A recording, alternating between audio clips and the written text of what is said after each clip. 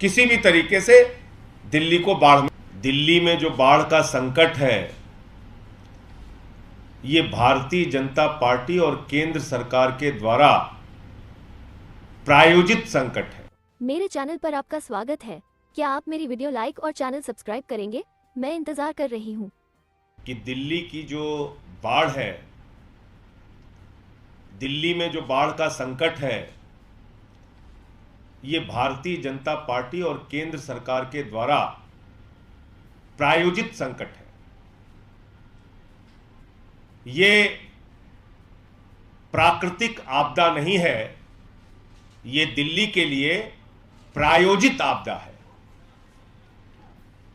और अपनी दुर्भावना और नफरत की राजनीति के कारण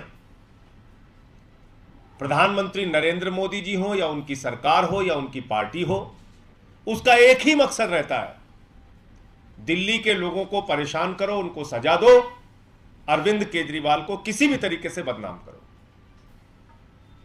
अब आप लोग देख रहे हैं कि पिछले 6 दिन से दिल्ली में बारिश नहीं हुई। अगर दिल्ली में बारिश होती और उस बारिश के पानी का इंतजाम करने में हमसे कहीं कोई कमी रह जाती तो बात समझ में आती है। लेकिन 6 दिन से दिल्ली में बारिश नहीं हुई और पानी खतरे के निशान से ऊपर चला गया। अब तक के सारे रिकॉर्ड टूट गए। तो यह हुआ कैसे कि बारिश भी नहीं हो रही और बाढ़ भी आ गई? तो यह भारतीय जनता पार्टी के द्वारा प्रायोजित संकट है।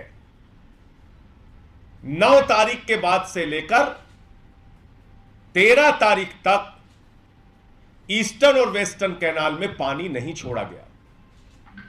हथनी कुंड बैराज, उसकी लॉकशीट आप चेक कीजिए, वो लॉकशीट चिल्ला चिल्ला कर बोल रही है कि ना तो पानी ईस्टर्न कैनाल में छोड़ा गया ना वेस्टर्न कैनाल में छोड़ा गया, सारा का सारा पानी दिल्ली की तरफ छोड़ा गया और कहा गया कि इसको डुबा दो, किसी भी तरीके से दिल्ली को बाढ़ में डुबाओ। और वो काम हुआ। कल जब हम लोगों ने प्रेस कॉन्फ्रेंस की इस सवाल को उठाया, 1-2 दिन से जब इसकी चर्चा तेज हुई, उसके पहले सौरभ भारद्वाज जी ने, सोमनाथ भारती जी ने इस मामले को उठाया कि भाई किस तरीके से एक ही तरफ सारा पानी छोड़ा जा रहा है। तो आनंद फानन में 13 तारीख को पहले वेस्टर्न कैनाल में पानी छोड़ा गया और फिर 14 तारीख को ईस्टर्न कैनाल में पानी छोड़ा गया। और तर्क क्या दे रहे हैं? कल से जब मैंने प्रेस कॉन्फ्रेंस की तो कुछ कुतर्क लेके सामने आए। कहने लगे साहब,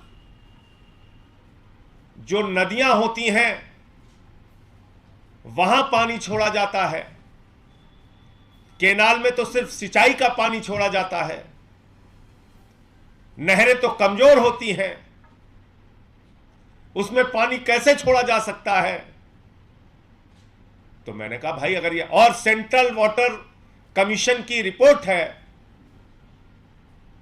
उनकी गाइडलाइन है,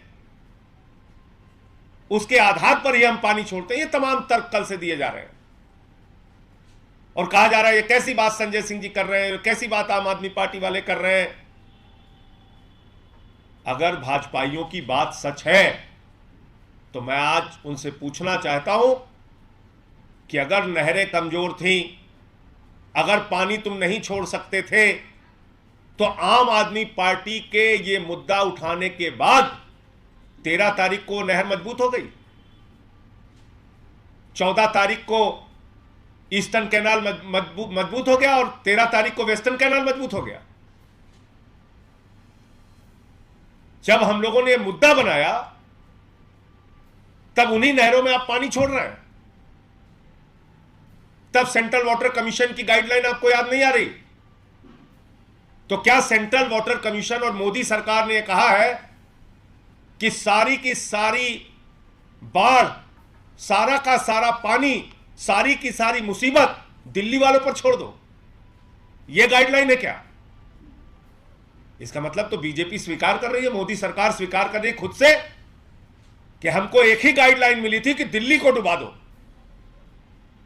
दिल्ली को बाढ़ में झोंक दो किसी भी तरीके से, सारा पानी दिल्ली में छोड़ दो। ईस्टर्न कैनाल में ओवर कैपेसिटी नहीं जा सकती, वेस्टर्न कैनाल में ओवर कैपेसिटी नहीं जा सकती, लेकिन दिल्ली में ओवर कैपेसिटी भेजो पानी, यह गाइडलाइन है। और अगर आपकी गाइडलाइन और नहर कमजोर होने का तर्क सही है, तो वो तर्क 13 और 14 तारीख को खत्म क्यों हो जा रहा है?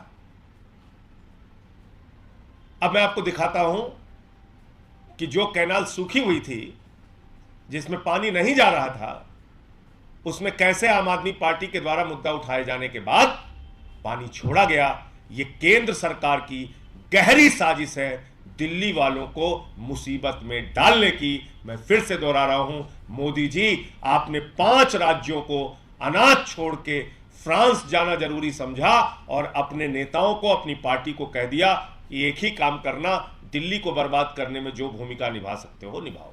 और वो सारे काम इसी काम में लग गए हैं। अब आप देखिए, यूपी को ये नहर जाती है प्राथमिक, जो हमने आपको दिखाया था 14 जुलाई फ्राइडे के दिन मैं यहाँ खड़ा हूँ सुबह।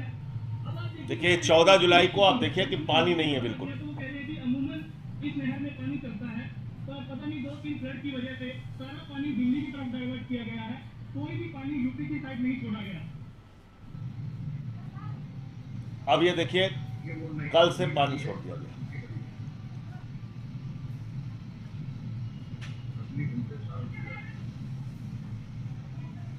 अब आप देख रहे हैं, अब पानी छोड़ दिया गया कल।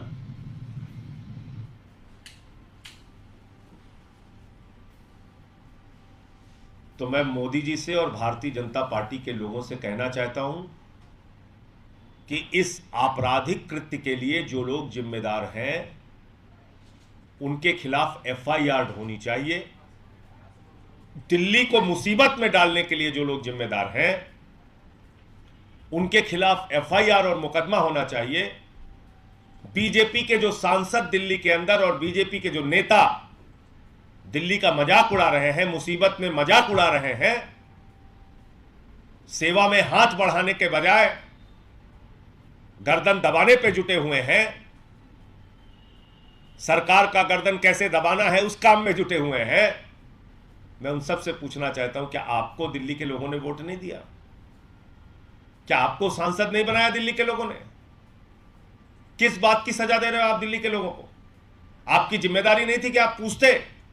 ये आम आदमी पार्टी ही खाली उठाएगी ये विषय? आपकी जिम्मेदारी नहीं थी कि आप ये विषय उठाते थे क्यों पानी नहीं जा रहा ईस्टर्न और वेस्टर्न कैनाल में, सारा का सारा पानी दिल्ली में क्यों छोड़ा जा रहा है?